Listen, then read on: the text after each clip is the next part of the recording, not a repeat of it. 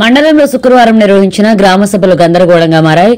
పైతర ఏవో శ్వేతాకుమారి, చిన్నగానపూర్లో డిప్యూటీ తహసీల్దార్ నాగవర్ధన్, పోతంశెట్టిపల్లిలో ఎంపీడీఓ కృష్ణవేణి, కొల్చారంలో తహసీల్దార్ గాఫర్ మియా ఆధ్వర్యంలో గ్రామ సభలు నిర్వహించారు. తదితరులు పంచాయతీ సెక్రటరీ పారదర్శకంగా సర్వే నిర్వహించలేదని, తన ఇష్టానికి అర్హుల జాబితా ఎంపిక చేశారని, ఒక్కరోజు కూడా గ్రామంలో పర్యటించి పారిశుద్ధ్య పనులు పరిశీలించలేదని, పైతర పంచాయతీ సెక్రటరీని ప్రజలు గుర్తుపెట్టే పరిస్థితి కూడా లేదని సెక్రటరీ మీదికి ఎగబడ్డారు. పోతంశెట్టిపల్లిలో ఇందిరమ్మ ఇళ్ల జాబితాలో ప్రకటించగానే ప్రజల నుండి తీవ్ర వ్యతిరేకత ఎదురైంది. ఇదే విధంగా మండల కేంద్రమైన కొల్చారంలో సైతం గందరగోళ పరిస్థితులు నెలకొన్నాయి.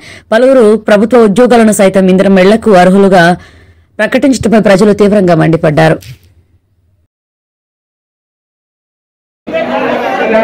గ్రామ సభ ఎందుకు పెడతాము? ఆఫీస్ లో ఇంట్లో కూర్చొని రాసుకునేది ఉంటే గ్రామ సభ ఎందుకు పెడతాము? ఇక్కడికి ఎందుకు వస్తాము?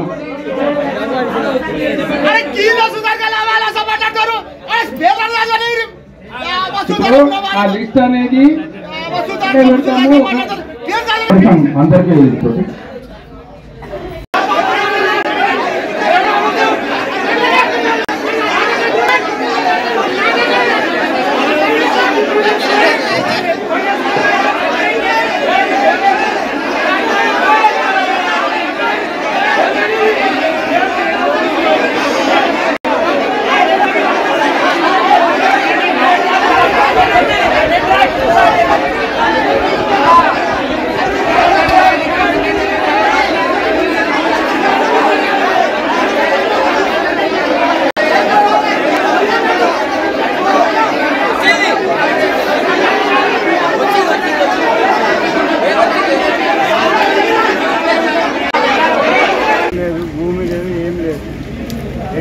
కష్టం చేస్తున్నా బతుకుతున్నా, నాకు ఏమీ లేదు, ఇల్లు లేదు, నా లిస్టు రాలేదు.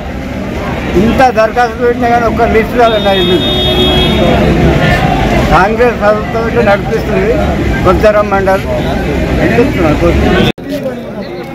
పెన్షన్ ఇస్తానని కాంగ్రెస్ ప్రభుత్వము 400 ఇస్తానన్నాడు, అవి ఇవ్వలేదు. ఆడళ్లకు గ్యాస్ ఇస్తానన్నాడు, అవి ఇవ్వలేడు. మళ్ళా రైతు బంధు లేదు. ప్రతి ఒక్కటి ఇబ్బందులు ఉన్నాయి. తులం బంగారము పెళ్లి చేసిన వాళ్ళకు, పేదగాళ్ళు రేషన్ కార్డు పేదగాళ్లకు తులం బంగారం ఇస్తాము, అందరికీ ఇస్తామని తులం బంగారం ఇస్తామని మొత్తం అన్నాడు. ఆ మాట పేలే ఉన్నది. ఏది సరిగా ఎక్కడికి వెళ్ళి బస్సులు ఒకటి తిరిగి తీసుకున్నారు, అన్న గుద్దుకు చేస్తున్నారు, పడుతున్నారు. ప్రజాపాలన భాగంగా మండల కేంద్రమైన కొల్చారంలో ఇందిరమ్మ భరోసా ఆత్మీయ దాంట్లో మొత్తం అనర్హులకు ఇచ్చారు. ఎవరిని అర్హులను గుర్తించలేదు. ప్రభుత్వ నిర్ణయం పాటించలేదు. కేవలం కాంగ్రెస్ పార్టీ క్యాండిడేట్లనే వ్యక్తులుగా ఇవ్వడం జరిగింది. ఇటు విషయంలో జిల్లా కలెక్టర్కు మెమోరాండం విషయం ఎంఆర్ఓ చెప్పినాం, స్థానిక గ్రామ కార్యదర్శి చెప్పినాం. ఇందిరమ్మ ఆత్మీయ భరోసా అర్హులు అందరూ అనర్హులే. వారిని మరలా దర్యాప్తు జరిపి కొత్త వారికి గత ప్రభుత్వంలో కేసీఆర్ గారు ఇట్లా చేయలేదు, ఇలాంటి సమస్యలు ఏర్పడలేదు.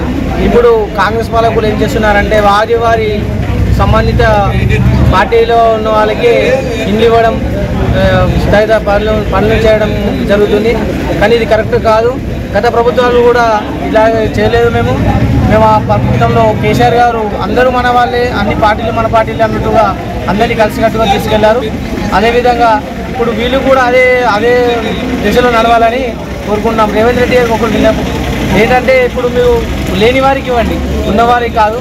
లేని వారిని చూసి కొంచెం వాళ్ళకు కూడా ప్రోత్సహించి వాళ్ళకు ఇవ్వాల్సిందే కోరుకుంటున్నాం.